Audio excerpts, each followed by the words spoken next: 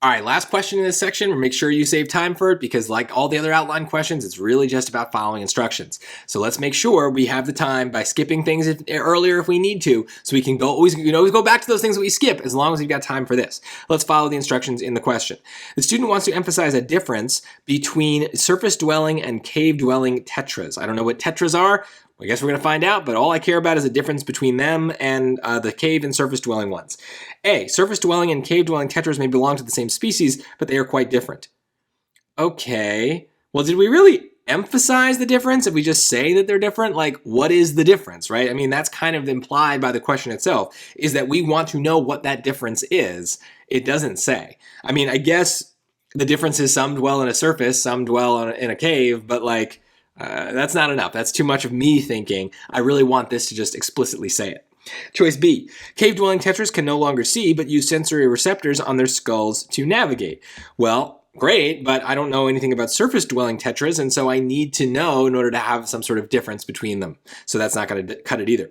C, Mexican tetras are a fish species with two distinct populations, surface-dwelling tetras and cave-dwelling tetras. Again, it's leaving it up to me to just be like, oh, and the difference is that they dwell in different places. But clearly they want more, right? I need to emphasize a difference. I really need to have a difference. So I'm pretty sure this is wrong. Let's just see. Let's go to D. Surface-dwelling tetras can see, whereas cave-dwelling tetras cannot. Perfect. I still don't really know what tetras are. I mean, I guess they're fish, so yeah, fine. But the sentence, notice, choice D does not tell me what tetras are. And this is exactly why you can't think about like what you would write, what you would find interesting. Like, I can just pick D here, not caring what tetras are, not interested in it at all, because all I care about is the difference between these two different types. So D hits that. That's all I needed. And so I can still be like, all right, a tetra could be a fish, it could be a lizard, it could be a bird. I have no idea. But all I know is that there's two types, one can see and one cannot. That is a difference that is explicitly mentioned in choice D. That's what they told me they wanted.